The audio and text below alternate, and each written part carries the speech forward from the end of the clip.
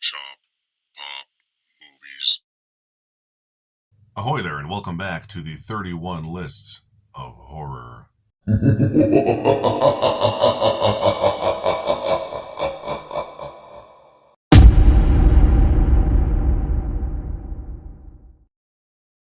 Ahoy there, my name is Derek, the Convicted Cinephile. Please like, share, and subscribe to the channel down below. And welcome back to another 31 Lists of Horror video. Today's 5 recommendations out of my personal collection I'm giving you will be under the genre of ghost movies. Yes, not always my favorite subgenre, although the ones that I like are they're bangers. I'll be honest, most of these are low-hanging fruit. There's a couple of them here that you may have heard of but not seen, but probably heard of all 5 of these movies. But it's not a genre I gravitate towards. But these ones are just too damn good not to talk about, or at least mention. And if you haven't seen them on the off chance, remedy that immediately. First, we're going to jump in to the easier ones first. This one is one that I actually didn't pop in my head, but my wife mentioned when I was like, hey, can you think of another ghost movie that's really good that we have? This is the first one she said, and I was like, oh yeah, duh. And it's one you don't really think of when you think of ghost movies, but the character is the ghost with the most, and that is Beetlejuice. So I'm like, oh yeah, it is a ghost movie, if you, because he's a ghost. Beetlejuice is just one of like the all-time great horror comedies, and everyone's seen it. I know that, but if you haven't, go out and watch Beetlejuice. Watch it on your HBO Max if you gotta. I don't care what you do. But I've watched this movie probably 100 times since I grew up. If for some reason you don't know what it is, it's about this young couple who lives in a house that they're way too big for and they have no children, and that comes up several times. And then they die, and then they're haunting their own house as a new family who are insufferable move in, and their young daughter can see the ghosts, and all hell breaks loose from there. And then Michael Keaton, of course, is the ghost with the most, the character of Beetlejuice. One of the greatest comedic performances of all time. Everyone's seen Beetlejuice, but it's too good to not mention in my 5 ghost movie recommendations. So I thought I'd do that. And then I'll get this next one out of the way, because it also seems to be the obvious one. It's another Warner Brothers one. That's Poltergeist. God, this artwork's terrible. But Poltergeist is possibly the quintessential popular ghost movie, I guess you would say. It's directed by Tobe Hooper. Steven Spielberg produced it, and some people think he ghost directed it, no pun intended. This is one where the little adorable daughter gets sucked into her TV that is possessed by ghosts, and she's in this weird alternate dimension, and they have to do anything they can to get her out of there. Poltergeist is great. You've seen Poltergeist. Once again, if you haven't, go do that right now. But I can't talk about ghost movies and not mention how awesome Poltergeist is. One of the better horror movies from the 80s, and a great Tobe Hooper film also. I always think of Texas Chainsaw when I think of Tobe Hooper. That's probably where everyone goes first thing. But this might be his best movie, at least that I've seen. And that's saying something, because he's had some good ones. But Poltergeist. Come on. I'm getting the easy few out of the way. The next one is a surprise hit at the box office. It ended up being like close to number 1 in the film that year. It's the number 1 movie of the summer that came out back in 1999, and that is M. Night Shyamalan's Shyamalan's The Sixth Sense. Is the old VistaVision DVD. Remember these? I don't even have this on Blu-ray yet. I'll upgrade it eventually, but I just like these sets so much. I still have this one. But yeah, this is a cool, it's in my AFI Top 100 shelf back there. That one. I've seen this movie 100 times. I actually watched this with my kid last year. He loved it. He's only 6 years old. He watched it twice. He liked it so much he wanted to watch it again the next day. I won't spoil the ending because that's the big deal. I had the ending spoiled for me before I saw it back when it first came out on the VHS.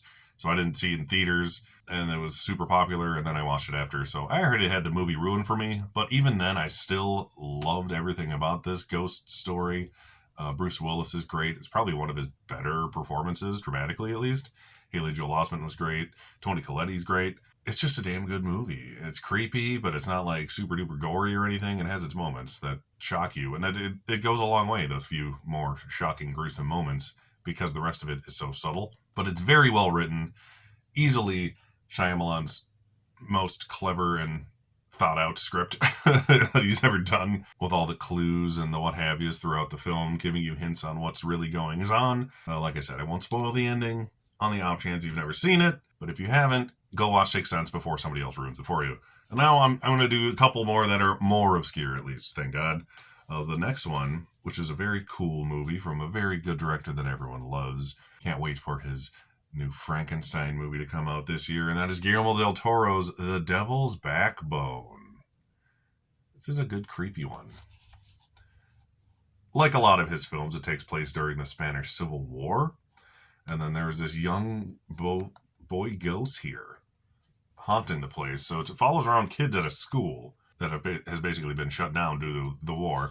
And there's like this torpedo in the ground that never blew up right in front of their school. It's like this symbol. So you got the teachers, the couple teachers that are still living there, taking care of these students, trying to keep them out of trouble, essentially, when things go wrong during this wartime. And then all along the way, there's this little mystery of this ghost boy and them trying to solve who it is and what happened to him, essentially. It is very creepy, very good. I'm a fan of the ghost murder mystery genre, I guess. If I want to watch a ghost movie, the ones I like are the ones where it's people trying to solve a murder after the fact. Like Sixth Sense is sort of the same way, and so is the next one I'm going to show you. And that would be The Changeling. This movie is great. I just rewatched it again before making this video. This is an awesome 4K. I thought it was going to be way too grainy to watch for the first 5 minutes, but then once you're inside, it looks immaculate. But this is George C. Scott, the great George C. Scott. Once again, he has a tragic thing happen to him in the beginning of the film, and he is a music professor living in this old house that is amazing visually. And he starts to hear things at night. Something's trying to communicate with him. Obviously, it's some sort of ghost. And he's trying to figure out what these noises are, where they came from, why this house is this way, what happened in the house, so on and so forth. And then he's unraveling this mystery that actually becomes sort of a political thriller at the same time. And George C. Scott is like second to no one as far as overacting in a good way goes. So I love it for that. It's got a lot of good, creepy, memorable moments, like with the bouncy ball coming down the stairs. I actually have the bouncy ball. I got it when I bought the movie. It came with this bouncy ball in the front here. Little red one. Severin Films actually released that ball with the movie, so I got them at the same time. It was kind of funny. But it's a great movie if you haven't seen The Changeling. Like I said, it's another murder mystery, slow burn thriller, and I liked it quite a bit. I've seen it once before, and I liked it fine. And then watching it again, I definitely liked it more this time. Like I said, it is a slower film, but it's very interesting, and you learn what happened in the past and what the cover-up is and all the little clues and them finding all the different things. And it is just a damn good horror, mystery, thriller, ghost movie. The Changeling. Give it a look if you haven't seen it. It is very, very good. So those are my 5 ghost movie recommendations out of my personal collection. Have you seen any of these 5? Which one's your favorite? What ghost movie do I need to see that I don't own? This is basically all the good ghost movies I have, I'll be honest. I don't have a lot of them.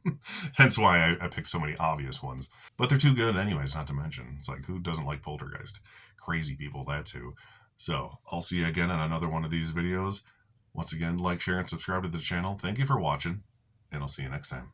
Thank you so much for watching, everybody. Don't forget to like and subscribe to the channel, and channel memberships and merch are available on TeePublic and Spreadshop stores.